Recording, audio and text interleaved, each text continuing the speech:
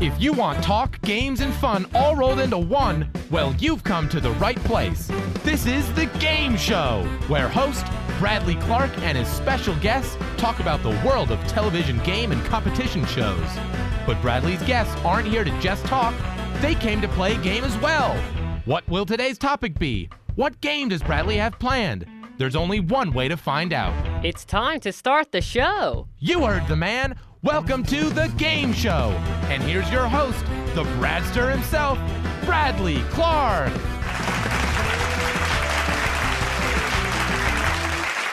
I love hearing that intro because that means another episode of The Game Show is ready to begin. Thank you so much, Austin Angelo, and I want to welcome you all to The Game Show. I'm Bradley Clarke, and if you check your calendars, you'll notice 2018 is already picking up the pace because another brand new season of Survivor is on the horizon.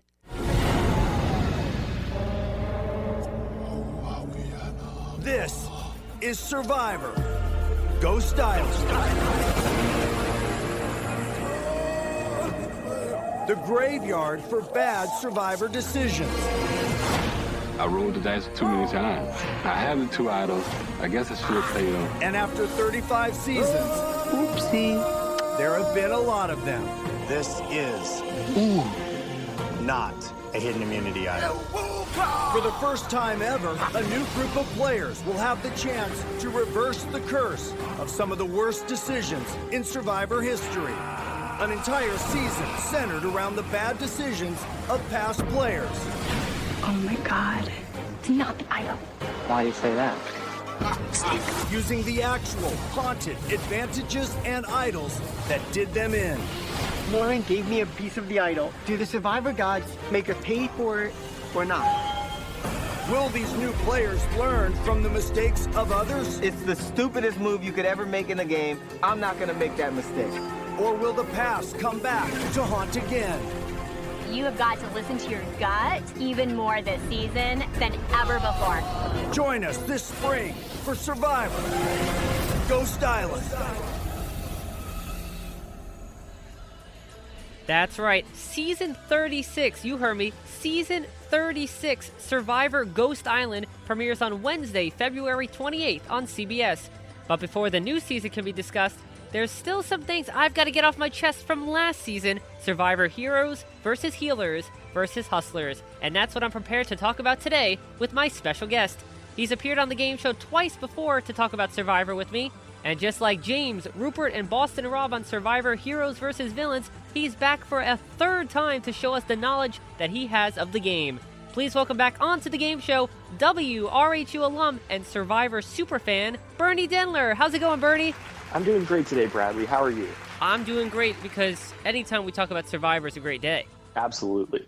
Especially when we have so much to talk about. Oh, we do. We have lots to talk about. Not only do we have Survivor Ghost Island next season to talk about, we still have to talk about the previous season, Heroes versus Healers versus Hustlers. Yeah, and that, you know what? That name is still a mouthful, even once the season's over. Yeah, I just say Triple H or we say HVHVH. Even the abbreviated version is long. Yeah, that's still a bit of a mouthful. So there was a lot going on this season, from twists and advantages to more twists and more advantages. And things which were not advantages. Right, things that were said were advantages which were not advantages. So it was a mishmash of a season, I would say. I would agree with that. And speaking of twists, later on, I usually create the game of the day. However, I gave you the option if you wanted to play for a third time, or you would want to create a game for me to test my knowledge. And your answer to that was? I created a game. Do you want to know what the game is called now, or do you want to wait until you play? I think we should wait. Okay, well, I'm going to tease you. It is thematically appropriate. Ooh, okay, thematically appropriate. I don't know how skilled I am at game making, so the game itself is a little simple, but the questions I think are interesting, so I think you'll enjoy that. Well, sometimes simple is always the best way to go. Absolutely. All right, so let's talk about Survivor HVHVH. Let's start off with an overall analysis of the season. So, as a whole, were you pleased with the season, and where would you rank this season? In the top tier of Survivor seasons, middle, or the bottom?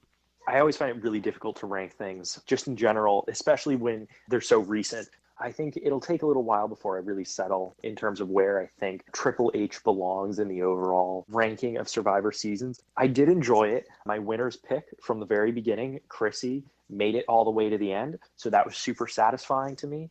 I think she played an incredible game, one of the most interesting Survivor games I've seen. She was a really unique player, obviously dominated in ways that I think people didn't expect. I was pretty disappointed that she lost in the end. I was a little bit disappointed the circumstances under which she lost, winning that final immunity challenge only to get something that was called an advantage that turned out to basically be you cannot vote out the person you want to vote out. Not really an advantage. Of course, the advantage there was the information that she was able to provide Devin that gave him the chance to practice, which he ended up not really doing, which resulted in Ben advancing to the final immunity challenge. So there's a lot that I really, really liked in this season. Some great players who I'd love to see play again, but some of the production elements I was left a little bit sour by, and we'll have to see later on how I feel about them. Yeah, I felt like production was way too involved in this season, more than any season, not just recently, but previously overall. I mean, maybe because it was the 35th season, or maybe because they felt the pressure to outdo quote-unquote game changers, but I felt like it was way too involved by production. You could put some advantages in there, but when you put advantage after advantage after advantage, and every episode seems to have a new advantage, it loses the appeal of an advantage and the suspense of what the advantage might be. Right. And I agree with that to a certain extent, although I don't have a huge problem with advantages in Survivor as long as they're different. What bothers me tends to be the sort of sea of hidden immunity idols that occupy the game lately. And it kind of surprises me even because there's been moments in pre-production or between seasons where Jeff has said, oh yeah, there's been so many idols lately. So this year we're doing something different to make it harder because people are just finding them everywhere. And then, a season later, someone digs up like 6 idols and one of them is hidden under a raft that they regularly shoot their confessional on. I mean, come on. The idols, they're great for the game and they're great for the players to use them and save themselves. But I feel like they're not that special anymore. Yeah, they're not. I mean, at this point, if an idol gets played and immediately gets re-hidden in an obvious location that no longer requires any clues to find, if you can just walk around and find it if you walk long enough, and they're getting played consistently, then really it's sort of like having 2 immunities every episode. There's going to be the person who wins the challenge, and there's going to be the person who finds the idol of the week. And if they want that to be the setup, that's fine. Okay, so 2 people are immune and it plays to different skill sets. But I wish it would be a little bit more difficult to find. And I also wish that other players would be a little bit more involved in those idol hunts. As much as Ben finding those idols over and over again kind of annoyed me because some of them, particularly the raft one, were in places that almost seemed tailor-made for Ben to find, these other players should have been following him around. And we've seen players do that in other seasons where they've literally followed someone who is looking for an idol everywhere to make sure that they don't have a moment of privacy to get it. And they didn't do that. So you know what? As much as I like Chrissy and as much as I like Devin and some of the other players this season, they messed up in terms of that. I absolutely agree. They just got way too overconfident, which has been the demise of so many players in the past. And the final twist didn't really help their cause very much either, which I'll get to in a second. But going back to the ranking question I posed, I would say that it was like a middle-of-the-road season for me. I feel like it was kind of creeping up a bit to like the top middle, and then what really put it too far overboard was the shell idol that Lauren got. I thought that was completely unnecessary. And also the Final Four Tribal Council, and then what you just said, the raft idol, which is something that shouldn't have been placed there to begin with for 2 reasons. 1, like you said, Ben always does his confessionals there. And 2, it's a movable object. So what if that raft somehow got moved? Yeah, I mean, the last one especially is one of the things that I was thinking. And I guess the argument there is, well, if they move the raft and don't see the giant sign that says dig, then too bad, no one finds the idol. But also, that idol really seems like it was meant to be found. And the other thing is that if you think about it from a production perspective, and this has been brought up before by one other player, specifically Russell Hantz, is that sometimes you can tell the general location of an idol because the camera crews need to point their cameras at the thing you are not looking at. Like, if you're walking past an idol, they want to get that shot of you missing the idol so they can, flash that little light that's like, here, the idol's right there. Look at this player missing it over and over again. So if you pay attention to where these cameras are pointing, you can notice things that may not be obvious. So imagine someone is about to move the raft and all of the cameras are pointing at the sign that says dig on it. I don't see how anybody would miss that. Also, especially, the person who shoots their confessionals on the raft. Well, also, too, one thing I've always wondered was when two players are walking off and secretly talking, don't the other players see that the camera people are going that way? Or even like an instance where Tony was building his spy shack. There's going to be a camera there pointing at Tony and his spy shack. So I don't understand why people don't see that. I was thinking the exact same thing yesterday. And that's one of the things that I would love to know. Like, one of the reasons I would really love to go on Survivor is just to see how production actually works and see what is obvious to players based on production and camera and stuff and that kind of thing versus what, when you're, in the heat of the game, you miss because you're, stuck in that kind of survival situation where, and some players have described this, where it sort of feels like the camera crew disappears. That, for the first few days, you're very aware of their presence. And then afterwards, they're just these sort of ghosts following you around. And if you're not interacting with them, which they're not supposed to be, then you kind of forget about it. And, there's probably camera crews everywhere shooting odd things for like B-roll, maybe shooting footage of animals or other stuff that's going on. So seeing some camera guy in the woods where you don't see another player, maybe your first instinct isn't, oh yeah, there must be a player hiding in that bush underneath him. That, too, is one of the reasons why I would go on. I think that's as important to me because I'm such a curious person, especially watching this show for all these years about wanting to know specific things. Like, I'd probably go on the show, of course, for the top prize and the title of Sole Survivor, but just below that would be to learn the production value of the show. Mm-hmm. I'd love to see how often there are things that happen just for the sake of production and just for the sake of, showing something on TV that isn't really real. Not in the sense of like staged gameplay, but things where it's like, oh, time to paddle out to tribal council. From what I understand, most of the time, with the exception of very few seasons, players are transported from their camp to tribal council or to challenges by either boat or plane or some sort of vehicle. That very rarely do they actually have to hike or boat themselves to tribal council or their challenges. But in pretty much every season, they are shown leaving, even though they don't actually leave, on the boat or hiking up the mountain. It's a production flair. So I'd like to see how many things like that there actually are and how it affects your day when, you're actually starving and you're actually trying to survive out there. But also you have to sometimes do these silly little things like, okay, go paddle in a circle and pretend you're going somewhere. My favorite is always the losing tribe at a challenge has to, quote unquote, swim back to camp, even though they're in the middle of this big ocean. Yeah. Head back to camp, swim on out. I love seeing that, especially when you get that helicopter zoom out shot and they're like way out to sea. And you have to imagine some of these people are starving. And occasionally there's people who literally can't swim on Survivor, which always baffles me. I don't know how you go on the show and don't know how to swim. But apparently, you get really good at it because you're supposed to swim across the entire ocean at the end of a challenge if you lose. All right, so let's get into the finale. Well, I want to say finale and live reunion show, but it was more like just the finale. Was there a reunion show? I must have missed that. I think I zoned out or maybe fell asleep. It's funny because this season, because they had so many advantages, twists, surprises, this was a season that there were so many questions to ask and literally no questions were asked. Yeah, and even things that did sort of get addressed at the reunion show, like Lauren and her huge mistake throwing the shell. Well, she didn't throw the shell into the fire, but she gave it to Mike, who threw it into the fire. I would have loved to hear Lauren talk more about that. And instead, we got a 10-second answer from her that was basically so Jeff could pitch Ghost Island to us. Exactly, yeah. And we'll get to Ghost Island in a bit.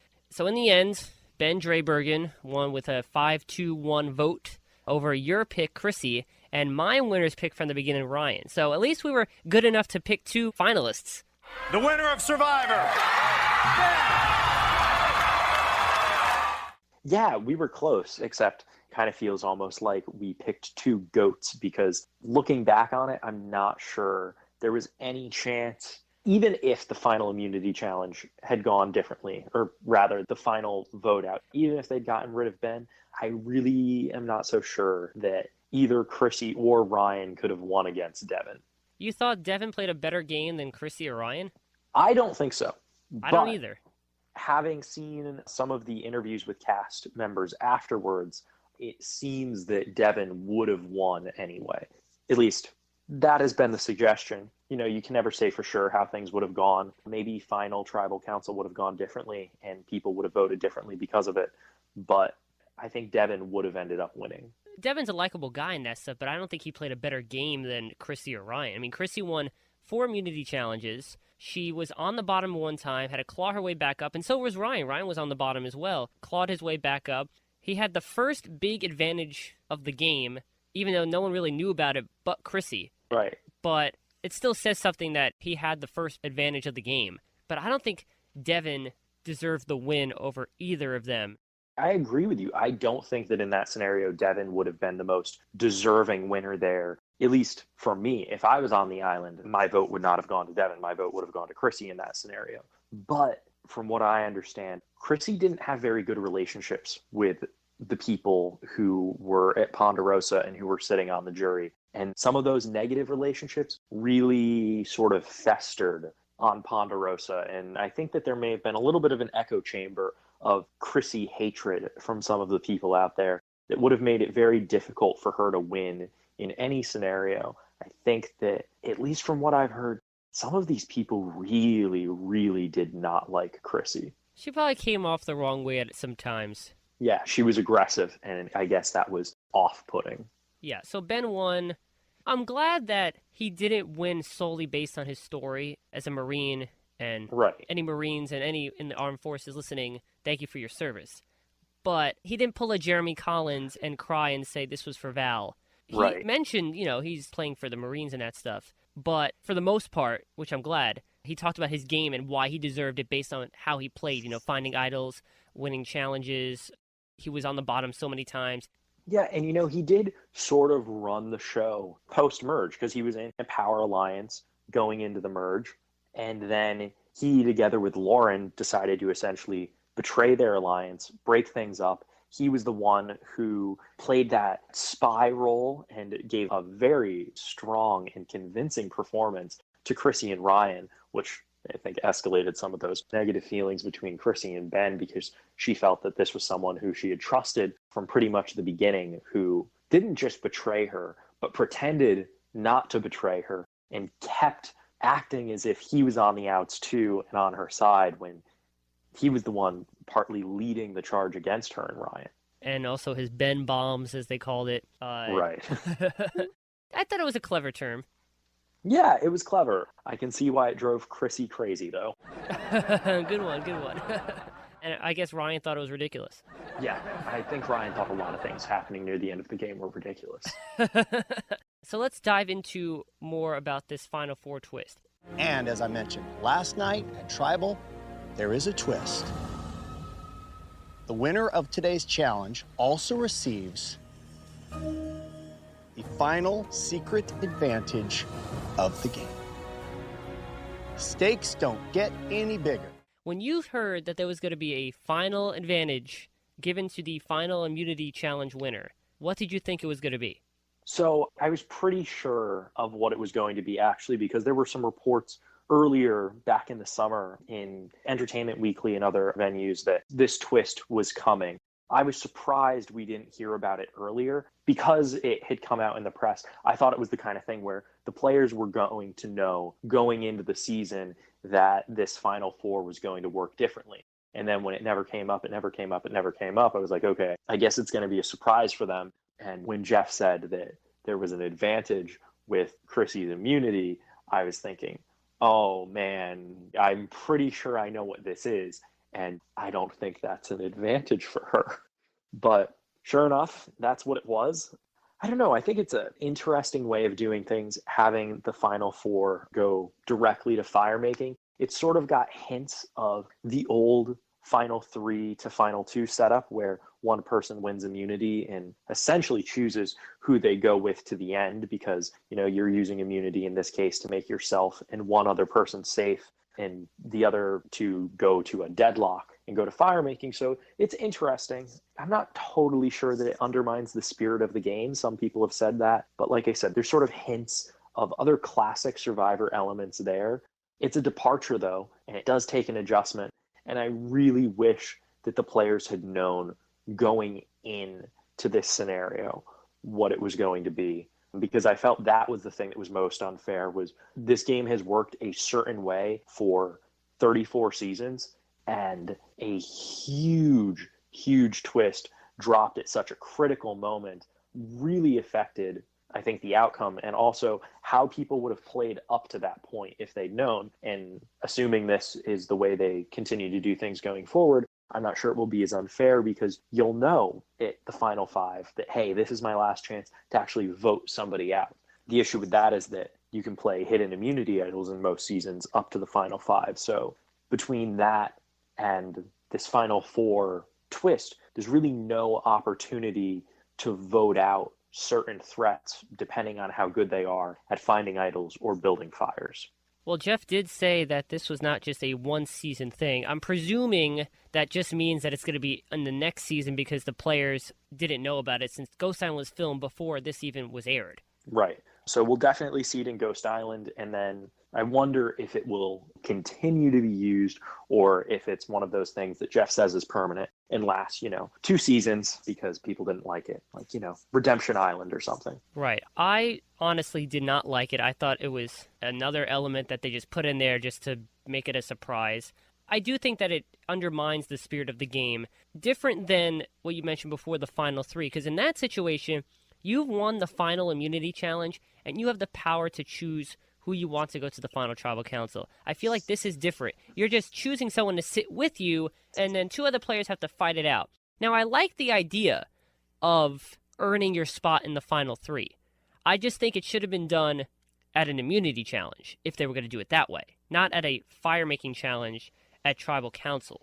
I don't know. I think I disagree with you there in that I really like the fire-making challenges. I could see myself in a scenario easily where if I held immunity at Final 4, where I would want it to go to fire at the end for whoever was at risk of being voted out. Partly because I genuinely believe that if you're going to sit at Final Tribal Council, you should have learned how to make fire. And it drives me crazy when there's people there who don't know how to make fire yet. It's been 39 days. How can you not start a fire? So I think everyone should have to start a fire at the end. I think that if you're going to sit at Final Tribal Council, one of the questions should be, okay, can you make a fire? Yes, prove it. Make a fire. Because I don't think anyone really deserves to win the game if they can't build a fire. So I love this kind of challenge. It has always been my favorite way of resolving a tie. And it has always been one of my favorite things to see near the end of the game when it happens. I don't have a problem with seeing it every year. I kind of like the twist just for, the fire-making challenge itself. I wish the players had more information, and I wish that there weren't so many idols in the game leading up to that point. I wish there was a point where, players were really, truly vulnerable unless they had won the immunity challenge. I like the fire-making challenges. Whenever they appeared in the past, I really enjoyed watching a Final Four Tribal Council fire-making challenge. I just think this twist is only good for forcing a fire-making challenge. And because of that, it creates more drama, more suspense, it's good for television, and it adds another element to 2 of the Castaway storylines that they could potentially use if they make it to the Final 3. I don't think this twist is good for the game. A fire-making challenge should be the result of a deadlock 2-2 tie at the Final Four Tribal Council. Not because someone won immunity and they get a twist that says, pick one person to join you at the Final 3, but let the other 2 just battle it out at a fire-making challenge. That serves no purpose to the game and how the game has been run ever since there's been a Final 3. It just adds another wrinkle that Survivor can say, look what we did to change up the game. because apparently Survivor is evolving every single season, and one advantage has to top the next advantage. So this is what production came up with. Yeah, I agree with that. I do wonder, though, how we will feel about this twist, 5 seasons on, if they do continue to do this and it becomes a mainstay in the game. We get used to it. Contestants know it's there. They know it's coming. I think that they're trying now, because they did this in Game Changers with the new Tribal Council twist. They're trying now to institute new permanent elements to the game, because I think they're realizing they're adding too many one-season things, and now they're saying, okay, let's change up the game for real. I do think that's good. I'm glad they experiment, because we just finished the 35th iteration of this game that's been played in America. I'm glad that it's not being played the exact same way that it was all the way back in Borneo. I'm glad that there have been changes and that the gameplay has evolved and the game itself has evolved. I don't hate that we do different things now. This one was a tough adjustment for me, and I think it might continue to be a tough adjustment going forward. Yeah, I agree. I don't think I'm ever going to get adjusted to the Final 4 Tribal Council twist. However, last season where they introduced the Final 3 Tribal Council twist, I did get adjusted to that quickly because I thought they should have done that years ago. That was a brilliant addition to the game where the jury has a conversation with the Final 3 Tribal Council members, unlike what they've done for years and years, with each jury member having a question for each of the final Tribal Council members. And with a lot of the twists and advantages lately, it's been one season and off, and Jeff did say that the Final 4 Tribal Council twist will be occurring in future seasons, but I felt like this should have been an element that was one season and gone. The twist that I think should have occurred again is the vote out a jury member twist from back in Co Wrong. I thought that was a great twist. That's the one that should have been repeated, not this Final 4 fire-making challenge twist. Yeah, I do like that. But it also sort of reminds me, not voting off a jury member, but my whole feelings about this twist, which left me kind of annoyed, reminds me of when we made the jump from a Final 2 to a Final 3. Last person left standing on their perch wins immunity, guaranteed a spot in the Final 3. And the reason that is so important is that for the first time ever, Final Tribal Council will include not 2 people, but 3. 3 people will take part in that final vote. 3 people will be eligible for the $1 million. Wow. This is it. Which was something I really, really disliked at the time, but obviously I've gotten used to over the years because we've been doing it for so long. But at the same time, to be honest, I still prefer a Final 2, and I like it on that rare occasion where we end up with a Final 2 anyway. And I think that maybe this twist will be like that, where it'll be something that I get used to, but I never truly love. Yeah, I like the Final 2 as well, especially when there was a jury of 7, and you knew there was going to be a definite winner, and there was no chance of there being a tie. I also think there's a symbolic element when there's a Final 2, because the game starts off with 2 tribes going against each other, and the game with a Final 2 ends with 2 castaways going against each other. When they first tried out the Final 3 in Cook Islands, I thought, okay, this is cool. They're trying something new. 3 people will have a chance at the $1 million. But the actual reason why I thought they were doing the Final 3 was because Cook Islands was the first season to have 20 players start the game. Palau had 20 players to start, but the game really only played with 18 since Wanda and Jonathan got eliminated on day 1 with the surprise tribe-picking twist. So because this season had the most players ever, I thought you had to put the Final 3 in because there wasn't enough time to get down to a Final 2 based on when tribal councils were being held. However, in China, when there was only 16 people, they used the Final 3, and then Gabon had 18 people and they used the Final 3. Of course, Tocantins had 16 and they used the Final 2, and then later on in Cagayan, season 28, they once again implemented the Final 2 with Tony and Wu. But now the Final 3 has become a norm and the Final 2 is now a rarity. But I think they should reverse it back again to have the Final 2 as the norm, because the Final 2, that is how this game started and was originally conceived, with 2 people going against the jury. Not 3. It's great once in a while, but the Final 2, Castaway against Castaway, is the most suspenseful and most exciting way to end a Survivor season. But before I get wound up about the Final 2 not existing anymore, and before I get wound up again about the Final 4 fire-making challenge, I want to revisit something we talked about on the last episode of the game show, and that was the theme itself of Season 35, Heroes versus Healers versus Hustlers. And Bernie, both you and I thought that this theme was one of, if not the goofiest theme Survivor has ever used, just so the show can get away with not having a brand new location title because they're using a setting they've used for previous seasons. And just like I say with all these themes, they're a complete waste because by the 4th episode, there's a tribe swap, and the season that was centered around a theme and had the title of a theme just goes to complete shambles, and it's like the theme never existed in the first place. So after watching the season through and seeing how all the players played and what alliances they formed, do you think this theme was even necessary, or they could have just called it Survivor Fiji 2 and it would have been the same exact season? Did it really matter that the castaways were divided into tribes called heroes, healers, and hustlers? No, because I never felt like this theme made sense or stuck. You know, sometimes the themes, even when they go out the window after a few episodes, they still affect the player's consciousness. They label themselves as these things,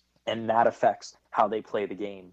But I don't think anyone was playing the game like, oh, I'm a healer, I better help my tribe mates because that's the kind of player I am. And I don't think anyone was like, well, I'm a hustler, so I better play really hard. I don't think it really mattered. And there have been other seasons where the theme hasn't lasted that long, but I think it lasted in the collective consciousness of the players. Millennials versus Generation X being a huge example of that, where the theme didn't last that long, but the generational divide continued to infect the game and affected the dynamics between players till fairly late in the game. And I really liked that. And it's one of the reasons that is one of my favorite seasons overall in the history of Survivor, and definitely my favorite in recent years. Yeah, I agree. I thought this theme was a complete waste, just like many of the other themes that Survivor has recently used. But in particular this one, because after the initial getting to know you segments and introducing the players, saying why they're a hero, why they're a healer, why they're a hustler,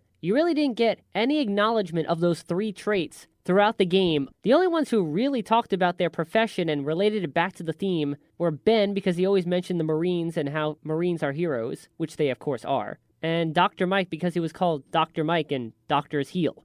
You didn't hear Ryan going around saying, ooh, I'm a bellhop, I'm gonna hustle my way through the game. Ryan did mention the theme a lot, from what I recall, but I never really got the idea of Ryan as a hustler because of that. Also, I think that the term hustler has kind of a negative connotation, and so that always bothered me in the theme. I always thought that the hustler tribe was going to be, you know, like villainous in some capacity, and I never got that vibe from most of them. I didn't get that vibe from any of the people on that tribe. I mean, look at the people you had, Patrick, Lauren, and Allie. And despite her early exit, I know you were a fan of Allie this season, weren't you? I thought Allie was great. I would give her my vote for a second chance season. And Allie wasn't the only one you were fond of this season, I know, because as we were watching throughout the season, you mentioned a number of castaways you'd like to see again play down the line. So who are your top picks from this season to come back in future seasons? Who would I like to see again? Well, in terms of pre-merge players, I think Allie is really the only person who I think that I would like to see again from that. Well, in terms of production, I'm sure she's already called a game changer. Yeah, definitely. I would 100% like to see Lauren again. Lauren is my top player that I would like to see return. I liked her story. I liked the way she played. I liked the way she got comfortable out there and broke out and broke my own expectations of her. I really respect that. I figured she would be one of the first boots. Instead, she made it really far in the game. And for a while, I was really rooting on her to win. And then she made that horrible, horrible mistake, giving the piece of the shell to Dr. Mike. And that's another reason why I'd like to see her back, because when someone makes a huge mistake like that, you want to see how they would play again going forward and how they would learn from those mistakes. So definitely Lauren. I'd like to see Chrissy again. I think Ben has a strong chance of coming back just because obviously Jeff and the rest of the production team really liked him. They liked his story. Definitely a contender for an all-winner season, or just, you know, whatever the next All-Stars style season is. And even though I don't really like him, I think there's a strong chance we'll see Dr. Mike again. I like Dr. Mike because I've always rooted for the superfans who get on the show because they're just like myself, someone who's watched Survivor for so long and is living out a dream when playing the game. Unfortunately, diehard superfans most of the time don't end up winning the game, but Mike came very close, and had he made it to the final 3, I think he would have given people like Ben or Ryan a run for their money. You wouldn't want to see Dr. Mike play again? He's not someone who I'm personally really eager to see play again, because I'm not sure what would be different the second time around. And that's what I like to see most in players who return is someone who is going to evolve from returning to the game. Maybe someone who didn't quite land on their feet at first, who took a little while to really get into things. Someone like Lauren, who was kind of on the outs in the beginning and then developed as the game went on. Or someone like Suri, so long ago, who, much like Lauren, could easily have been out of the game early, fought her way to the end, ended up not winning, but every time she's come back, she has learned a little bit more. Her strategy has developed in different ways, and I love to see that kind of gameplay. And Suri has definitely learned that production is sometimes very naughty. Yes. So, any votes cast for Ty, Aubrey, Sarah, Troyzan will not count. You could not vote for Culpepper. He had immunity, which means, Suri, it doesn't matter what votes are in the urn, because the only person who can receive votes Me. is you. And for what it's worth, not a single vote in here has your name on it. This is a historic tribal council. Most idols ever played at a tribal, 3. Most people ever safe at a tribal, 5. And the most significant and devastating part of tonight's history-making tribal for you, Suri, is you become the first person in 34 seasons to be voted out simply because there literally is no other choice. There's no need to revote. All right, we've covered the finale, basically. Let's get into Season 36, Ghost Island. I know we've both been intrigued by this concept.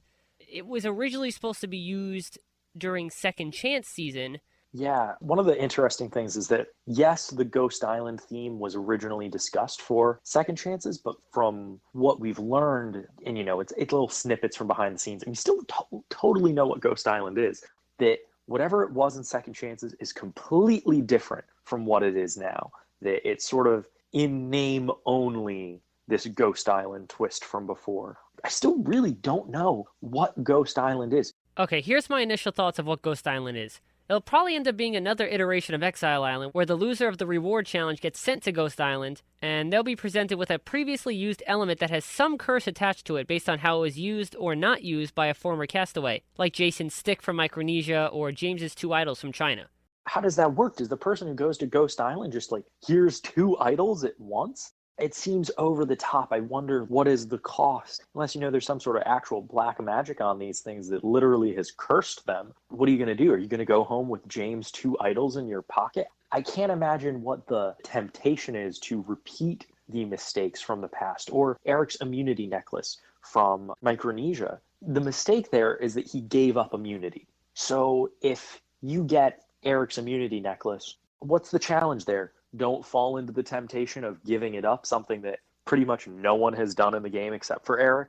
Or is it something where the mistake isn't giving it up, the mistake is getting voted out? So if you get Eric's necklace, the rule is you can't keep it. You must give immunity to another player at the next tribal council. Maybe that's the way something like that would work. So what you're basically saying is you're just as confused as many other Survivor fans probably are as to what Ghost Island actually is. Yeah, I'm pretty confused, but in a good way. I'm really excited to see how this is going to work. And I do think it sounds like it's going to be like Exile Island. Supposedly, they have the snuffers from every season out there and that you have to sleep under them. Right. And so one of the things I've seen suggested is that every time you go to Ghost Island, you have to pick one of the snuffers. And if there ends up being an advantage or disadvantage associated with the snuffer that you pick, then that's the one you end up with. So starting off, there's going to be 35, and maybe some of them don't have anything, so you don't get anything. But maybe if you know the history of the game pretty well, you're like, hey, that's the snuffer from China. I'm going to take that one because I bet there's 2 hidden immunity idols with it. See, that would be cool, because that would prove also who's really a fan of this game.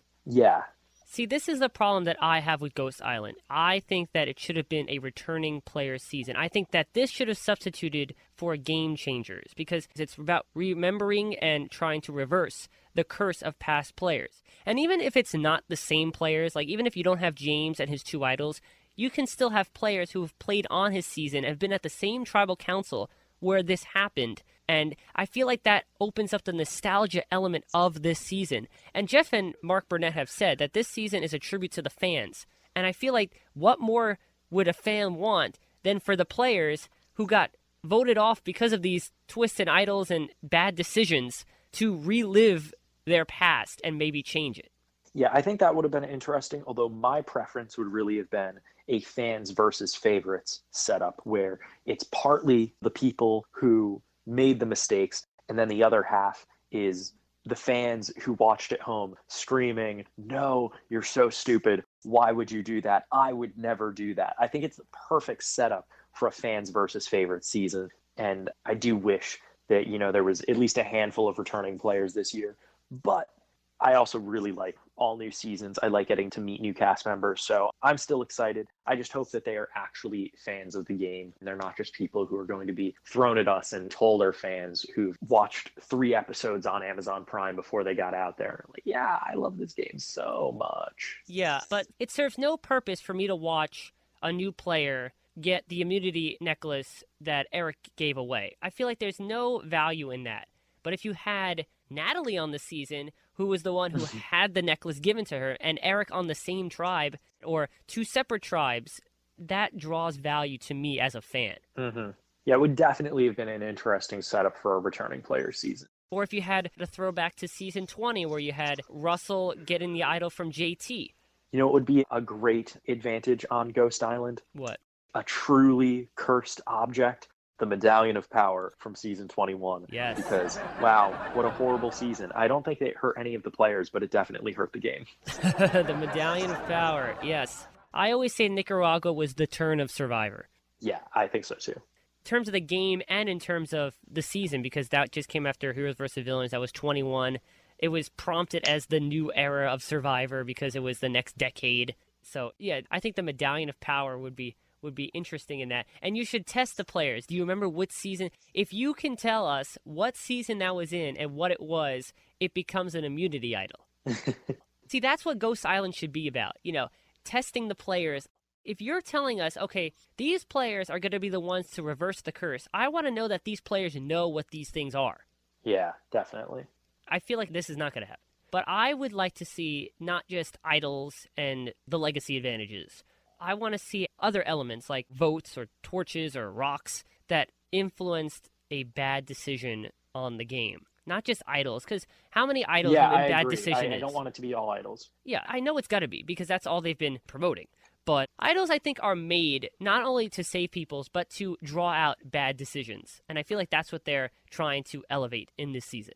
Yeah, I understand, though, why idols would be heavily promoted in the previews. I'm still expecting there will be a lot of different kinds of things on Ghost Island. Yeah, so we're going to see. Speaking of which, how would you feel about getting into this game? Well, I was just about to say that was a great lead-in to the game. Now, I'm really looking forward to this. It is time for the game of the day. Game of the day. So, Bernie, I Yes. have no idea what I'm about to play. I don't even know the name. So, for the first time, what is the name of this game? The name is Ghost Island. Ghost Island. And it is all about past Survivor mistakes and cursed objects in the game and bad things, or maybe a few good things that may have happened to certain players. So there are 3 categories. It's called Cursed, Fallen, and Deadlocked. Ooh. And the way it works, each category has 3 questions. There's a 1-point, a 2-point, and a 3-point question. You need 13 points to win. Ooh. But if you get more than 10 points, there is a final question that's worth 3 points that could bring you up to that. So if you get 10 points, you get the question right, you can win. If you have 12 points, you get the question right, you can win. So there's sort of a tiebreaker question to give you a little bit of leeway. Nice. So I get to play every question. Yeah, you get to play every Okay. question. All right, Bernie, let's get started. It's time for me to play Ghost Island. And the Survivor background music is playing, so whenever you're ready, Bernie, I relinquish my hosting powers over to you. Let's start with the category Cursed. Okay, and for the listeners, just to be clear, I have no idea what the questions are. I didn't even know what this game was going to be about. So I am playing along with you at home as well. Okay. Literally, I'm playing. For 1 point, in Survivor Micronesia, Ozzy crafted a fake idol in the form of a stick that was found by Jason and later played by Eliza. Where did Ozzy hide this fake idol? Was it under a rock on Exile Island, in a tree on Exile Island, under a rock at camp, or in a tree at camp? Ooh. Good first question. It had to be on Exile Island, since that's where all the idols were hidden that season. And I believe it was in a tree.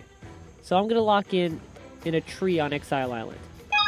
I'm sorry, it was actually under a rock. Ooh. Under a rock where? A camp? Oh, on Exile Island. On Exile Island. See, I knew it was Exile Island. I just thought it was a tree. Well, I guess this is the hidden immunity idol. It's not much, but it's the carving of a piece of wood with a little guy on it. And, this is pretty incredible. So, I'm going to have to hold on to this tight. This means Ozzy doesn't have it. I have it, so this is really good for me. Sweet. But that was only 1 point, right. So, it's not too late. So, your second question, also cursed. In Millennials vs. Generation X, Jay exited the game after playing an impressive fake idol made by David. David used paint given to the castaways earlier in the season to aid his fate. What color did he paint most of the beads on the idol? Were they white, black, pink, or purple? Oh. It's in that Ghost Island preview. Yeah, Trigger your memory. Before you even said the choices, I thought it was pink, so I'm going to go with pink. You are correct. Yes. They are pink, so you got 2 points on the board. I know some stuff. I don't just make these games. I can play them too. All right. Now your toughest question in Cursed. In Survivor Fiji, Yowman gifted Dreams a truck won in a reward challenge in exchange for individual immunity if Dreams won the necklace at the Final Four. Dreams infamously broke this deal. What was the value of the truck? Oh my God. Was it worth $30,000, $40,000, $50,000, or $60,000? See, I can't see it be 60,000. That's too high. I'm going to say 40,000. I'm sorry, it was $60,000. It was a very expensive truck. No player on Fiji deserved a $60,000 truck. Right, it was a very, very expensive truck. But you got 2 points on the board here, so let's see how things progress. Okay. Because the next category is called Fallen. So all of the answers are the names of players from various seasons. So the first question, which of the following players improved their placement in the game the second time they played? So listen carefully. Is it Jerry from Outback to All Stars? So did she last more days in All Stars rather than Outback? Was it Rupert going from Pearl Islands to All Stars? Sierra from Blood vs. Water to Second Chance? Or Zeke from Millennials vs. Gen X to Game Changers? All right, I got to think about this one. All right. So again, your choices are Jerry, Rupert, Sierra, or Zeke. I believe Rupert came in 5th on All Stars.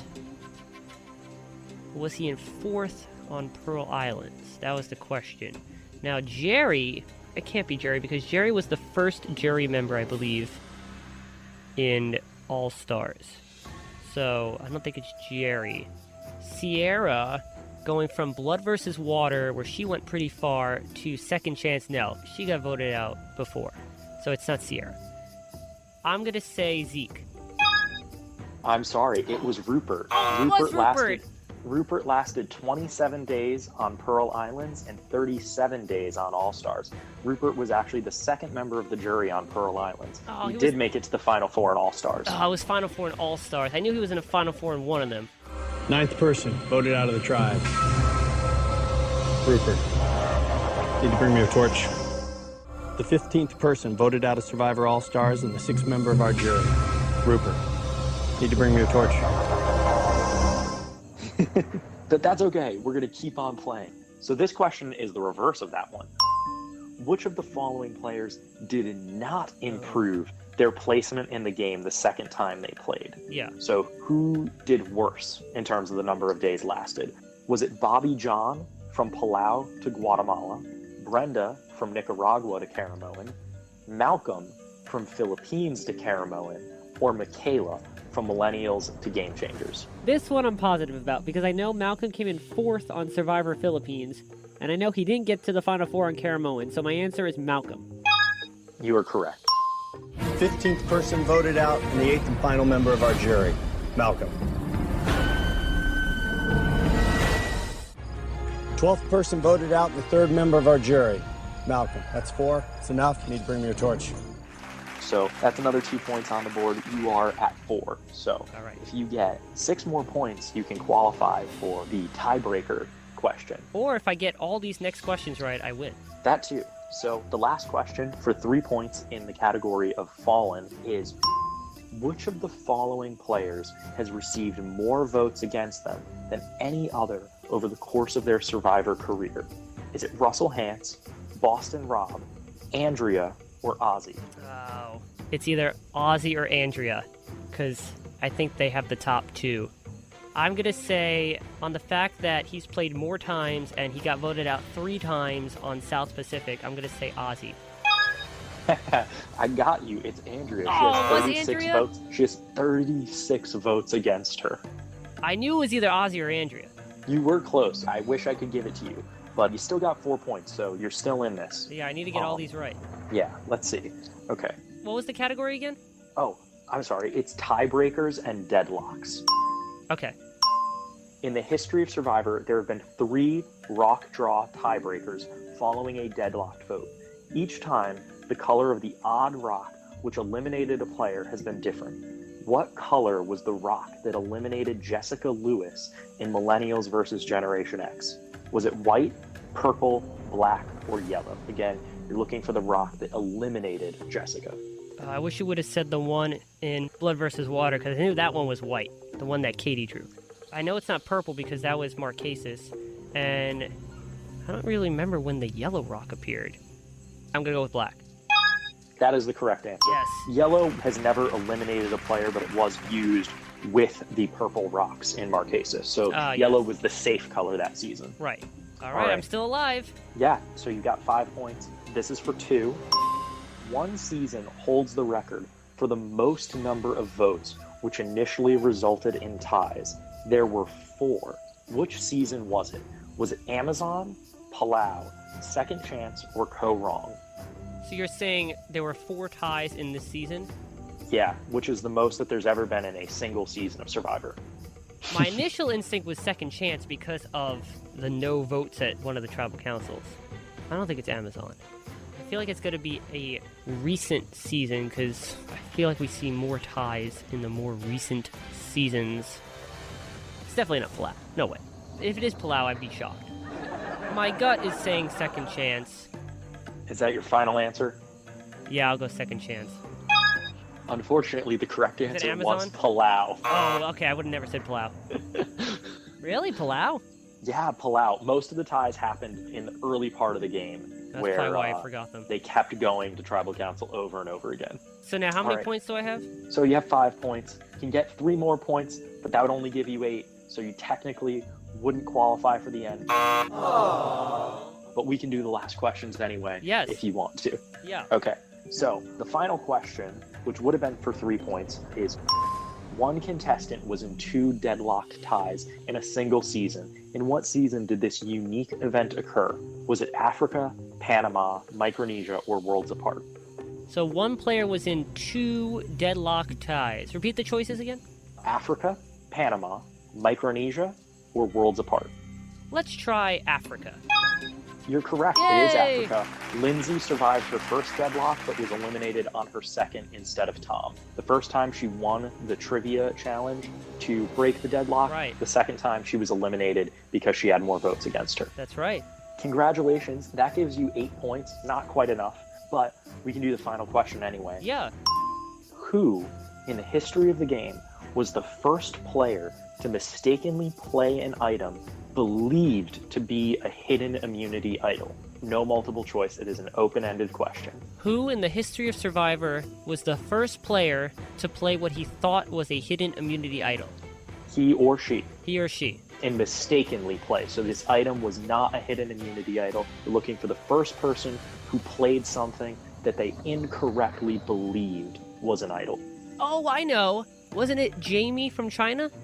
You are correct. Yes! Jamie incorrectly played one of the slabs that were attached to their tribe archway, that some of them were idols, as James knew, but there was a slab on both sides, and one of them was not an idol. Jamie played one that she found on the ground that James had taken off while searching for the real idol, and assumed that what she had found was an idol, resulting in her playing it and being eliminated.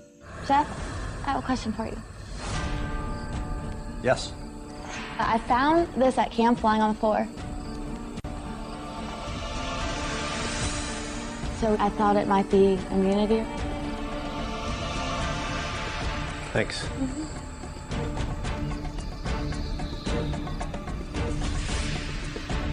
The rules of Survivor state that if a hidden immunity idol is played, any votes cast against that person will not count, and the person with the next highest number of votes will be sent home. That's in the case of a hidden immunity idol being played. This, however, is not a hidden immunity idol.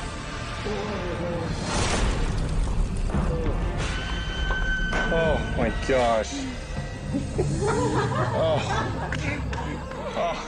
Any votes cast against Jamie will count. Seventh person voted out of Survivor China and the first member of our jury. Jamie, that's 6, that's enough. Need to bring me a torch.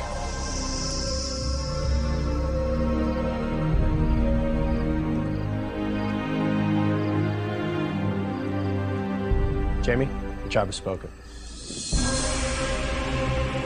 Time for you to go. So I got 11 points.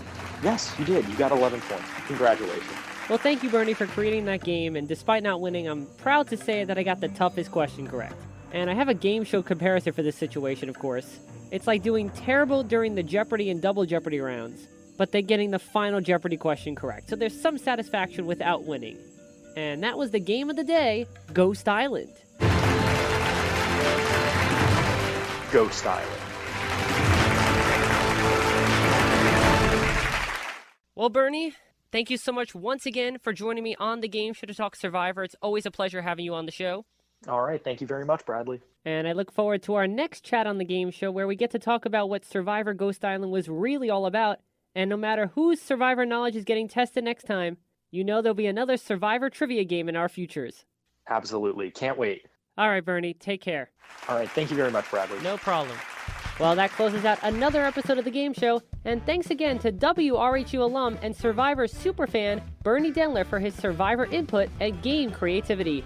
And if you'd love to outplay this episode again, or outplay any of my previous episodes of the game show, you see what I did there? Outplay?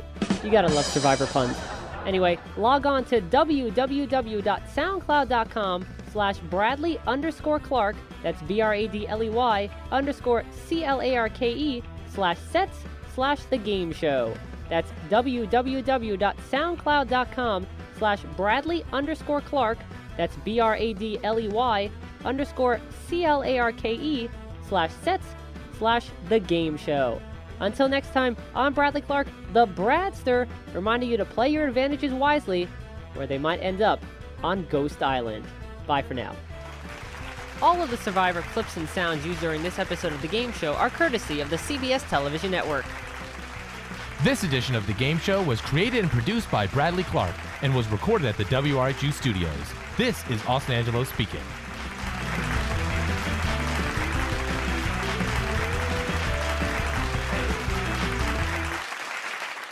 The game show is a Bradley Clarke production. Get your game on.